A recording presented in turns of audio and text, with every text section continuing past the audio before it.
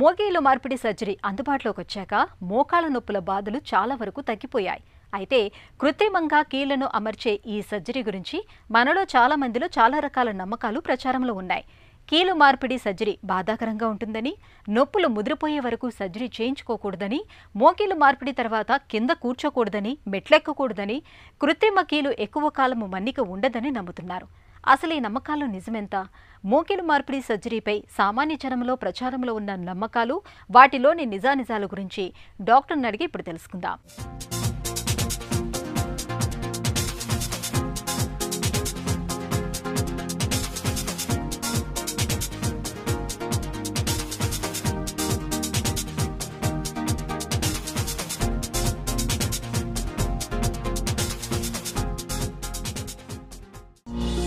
మోకాలు మార్పిడి సహజంగా ఉండదా? Absolutely not. నీ రీప్లేస్మెంట్ సర్జరీ ఫెయిల్ ఎక్కువ అవుతుందని రాంగ్ నోషన్. ఒకసారి మనం చేస్తే దాంట్లో కొన్ని ఫెయిలియర్ ఇన్సిడెంట్స్ బయటికి వస్తాయి. సో పేషెంట్స్ విల్ టాక్ కి ఓకే దిస్ ఇలా నాకు అయింది. ఇప్పుడు అది చూసి కమ్యూనిటీలో తొందరగా స్ప్రెడ్ అవుతుంది. సో ఒక 100 మంది పేషెంట్స్కి మంచిగా చేస్తే ఆ ఇన్ఫర్మేషన్ అది కూడా స్ప్రెడ్ అవుతుంది. బట్ అదే రకంగా కొన్ని ఫెయిలియర్స్ ఉంటాయి. ఇప్పుడు చాలా టెక్నిక్స్తో అది ఫెయిల్ అవ్వచ్చు. ఏంటంటే ఇప్పుడు గల్లీలో సర్జరీస్ అవుతున్నాయి, నీ రీప్లేస్మెంట్ సర్జరీస్. మంచి హాస్పిటల్లో చేయకపోతే, మీరు మంచి సర్జన్ సెలెక్ట్ చేయకపోతే, ఆ సినారియోస్లో definitely knee replacement surgery fail అవ్వచ్చు. అందుకనే proper selection of hospital, surgeon చాలా ఇంపార్టెంట్. మోకాలు మార్పిడిని వయసు పైబడిన వాళ్ళకే చేస్తారా? 90% సర్జరీస్ మేము 60 తర్వాతనే చేస్తాం ఏజ్. బట్ అప్పుడప్పుడు చేయాల్సి వస్తుంది. ఇప్పుడు మీరు సపోజ్ ఒక 52 ఏజ్లో మోకాలు పూర్తిగా అరిగిపోయి, 52 అంటే ఏం ఓల్డ్ ఏజ్ కాదు. సో 52 ఏజ్లో మీరు ఇంట్లోనే రిస్ట్రిక్ట్ అయ్యి నొప్పి భరించలేక మీరు ఇంట్లోనే కూర్చొని ఉంటున్నారంటే that is no way to live. So ఆ టైంలో సర్జరీ చేయాల్సిందే, తప్పదు. సో 52లో కూడా చేయొచ్చు, 48లో కూడా చేయొచ్చు, 30స్లో కూడా చేసాము. బట్ అది అన్కామన్. బట్ అవసరం ఉంటే చేయాలి. తక్కువ మందికి ఆ ఏజ్లో అవుతుంది. అదొకటి. 60 నుంచి 70 వరకే చేయాలి. 70 తర్వాత మనం చేయలేము, హెల్త్కి రిస్క్ ఉంటుంది. డెఫినెట్లీ సర్జరీ అంటే కొన్ని రిస్క్ ఫ్యాక్టర్ దాంట్లో ఉంటుంది. బట్ ఈ ప్రాబ్లం మనం ఎల్డర్లీ ఏజ్ గ్రూప్లోనే సార్ట్అవుట్ చేస్తాము. సో 70s, 80s, ఈవెన్ 90స్లో మేము సర్జరీ చేసాము. ఇది సక్సెస్ఫుల్లీ చేసాము. ఆ సర్జరీ చేసే ముందు ఒక అనెస్థెటిస్ట్ డాక్టర్, పల్మనాలజిస్ట్, ఛాతీ doctor, heart doctor, cardiologist, physician అందరూ ఓకే చెప్తేనే చేస్తాము. సో మనకి ఆ సేఫ్టీ మోస్ట్ ఇంపార్టెంట్. అది లేకపోతే సపోజ్ ఒక పేషెంట్కి హై రిస్క్ అని చెప్తే చేయము. బికాస్ ఈ ఫైనలీ నీ రీప్లేస్మెంట్ ఒక ఇలెక్టివ్ సర్జరీ అనమాట. ఫ్రాక్చర్ అవుతే డెఫినెట్లీ సర్జరీ చేస్తాం. Because fracture, hip fracture, suppose hip ఫ్రాక్చర్లో మనం పేషెంట్స్ని సర్జరీ చేయకపోతే బెడ్ పైన వచ్చేస్తారు పేషెంట్స్. నీ రీప్లేస్మెంట్ అట్లా కాదు, నొప్పి ఉంటుంది but patient is walking at home at least. So మరీ హై రిస్క్ ఉంటే అది చేయము. సో ఆ ఇన్ఫర్మేషన్ మనకి ఇవాల్యుయేషన్లో తెలిసిపోతుంది. మోకాలు మార్పిడి కోసం ఎక్కువ కాలం వేచి చూస్తే మంచి ఫలితం ఉంటుందా? దీంట్లో రెండు, అంటే ఫస్ట్, సెకండ్, థర్డ్ స్టేజ్లో అస్సలు నీ రీప్లేస్మెంట్ చేయకూడదు.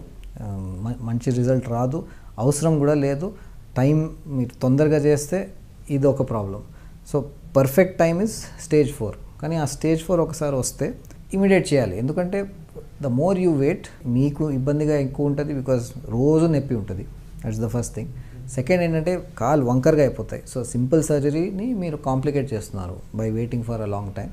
అండ్ థర్డ్ ఈజ్ ఆ టైంలో ఏజ్ కూడా పెరుగుతుంది. సో 60లో చేసిన సర్జరీ మీరు 70 దాకా వెయిట్ చేస్తే అప్పుడు దాకా మీకు బీపీ వచ్చేస్తుంది, హార్ట్ ప్రాబ్లం వేరే రావచ్చు.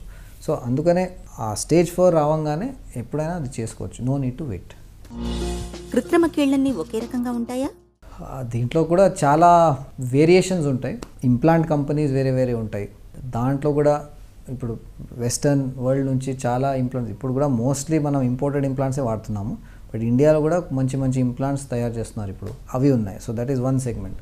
ఆ ఇంప్లాంట్లో కూడా కొన్ని మటీరియల్స్ వేరే ఉంటాయి.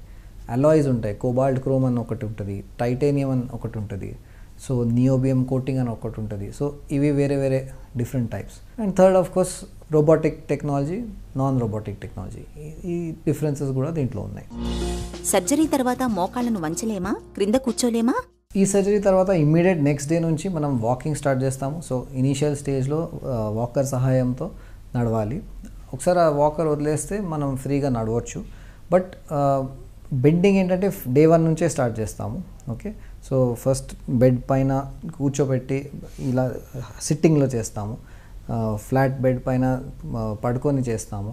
అండ్ దెన్ ఫిజియోథెరపిస్ట్ హెల్ప్తో, సో సపోజ్ కొంతమందికి పెయిన్ భరించలేక వాళ్ళు ఎక్కువ చేయరు, సో అందుకనే సూపర్వైజ్డ్ ఫిజియోథెరపీ చాలా ఇంపార్టెంట్. ఆ స్టేజ్లో ఫోర్స్ఫుల్గా కొంచెం బెండ్ చేయాల్సింది వస్తుంది. So this is the bending గురించి. ఇప్పుడు కింద కూర్చోవడం గురించి ఏంటంటే ఈ 15 to 20 years ఈ ఇంప్లాంట్ లాస్ట్ అవ్వాలి. సో కింద కూర్చుంటే కొంచెం ఇంప్లాంట్ పైన ఫోర్సెస్ కూడా ఎక్కువ ఉంటాయి. సో ఒకేషనల్గా మేబీ ఒక పెళ్ళికి వెళ్తే, టెంపుల్ అట్లా విజిట్కి వెళ్తే పర్వాలేదు, బట్ రొటీన్లీ ఎవ్రీడే కింద మీరు 1 to 2 hours కూర్చుంటున్నారంటే that's not good for your artificial joint. ఖరీదైన హైఫ్లెక్స్ వంటి కృత్రిమ కీళ్లే ఎక్కువ కాలం మన్నుతాయా? ఫస్ట్ థింగ్ ఈజ్ ఆపరేషన్ మంచిగా అవ్వాలి, దట్స్ ద మెయిన్ థింగ్. మీరు ఇంప్లాంట్ గోల్డ్ మెటీరియల్ కూడా వేస్తే అదేం మ్యాక్సిమం 30 years ఉంటుందని ఏం లేదు. Surgery main, first thing is surgery మంచిగా అవ్వాలి. సో సర్జన్ బాగుండాలి, సర్జరీ అట్మాస్ఫియర్ హాస్పిటల్ బాగుండాలి, ఆపరేషన్ థియేటర్ బాగుండాలి. ఇప్పుడు కొత్త ఈ రోబోటిక్ టెక్నాలజీతో ఇంకా నేను యాక్యురేట్గా, ప్రిసైజ్గా ఆ ఇంప్లాంట్ పెట్టవచ్చు. సో ఎక్స్పెక్టేషన్ ఏంటంటే ఇప్పుడు ఈ ఇంప్లాంట్ కొంచెం లాస్ట్ అవుతుంది. బట్ మనం డబ్బులు ఎక్కువ పెట్టి ఎక్కువ ఇంప్లాంట్కి లైఫ్ ఉంటుందంటే దట్స్ నాట్ ట్రూ. దాంట్లో ఒకటి చిన్న క్లాజ్ ఏంటంటే కొన్ని ఇంప్లాంట్స్కి కవరింగ్ వస్తుంది. సో దాని నియోబియం, ఆక్సినియం ఇవన్నీ కోటింగ్స్ ఉంటాయి, ఇంప్లాంట్ పైన వస్తాయి. ఇవన్నీ పెడితే కొంచెం wear and tear of that implant delay అవుతుంది. సో థియరటికల్గా ఆ ఇంప్లాంట్ ఎక్కువ లాస్ట్ అవ్వచ్చు అని స్టడీస్ వచ్చాయి. So that is the only thing. అది ఒకటి వదిలేస్తే వేరే ఇంప్లాంట్ టు ఇంప్లాంట్ ఏమంత వేరియేషన్ ఉండదు. పాక్షిక మోకీలు మార్పిడి కంటే మొత్తంగా మోకీలు మార్పిడి చేయడమే మంచిదా? Total knee replacement, partial knee replacement ఈ రెండు డిఫరెంట్ సర్జరీస్. అవసరం ఉంటేనే పార్షియల్ చేయాలి, అంటే డ్యామేజ్ ఎక్కడుంది అది చూసి మనం డిసైడ్ చేయాలి, మనకి పార్షియల్ రీప్లేస్మెంట్ కావాలా టోటల్ రీప్లేస్మెంట్. ఏది బెటర్ అంటే అట్లా కాదు. ఇన్ఫ్యాక్ట్ పార్షియల్ నీ రీప్లేస్మెంట్లోనే పేషెంట్కి ఇన్సిజన్ తక్కువ ఉంటుంది, కట్ తక్కువ ఉంటుంది, లోపలిది టిష్యూ డ్యామేజ్ కూడా తక్కువ ఉంటుంది. అండ్ చిన్న ఇంప్లాంట్ కాబట్టి మన బేసిక్ బాడీ లిగమెంట్స్ అన్నీ ఇంటాక్ట్ ఉంటాయి. సో పేషెంట్ రికవరీ ఫాస్ట్ ఉంటుంది అండ్ మనకి ఆ 10-15 years ఎక్కువ దొరుకుతాయి. దాని తర్వాత ఈ పార్షియల్ని మనం టోటల్లో కన్వర్ట్ చేయవచ్చు. బికాజ్ ఆ 10-15 yearsలో వేరే కంపార్ట్మెంట్ అరిగిపోయి ఫైనలీ నీ రీప్లేస్మెంట్ అవసరం మనకి, టోటల్ రీప్లేస్మెంట్.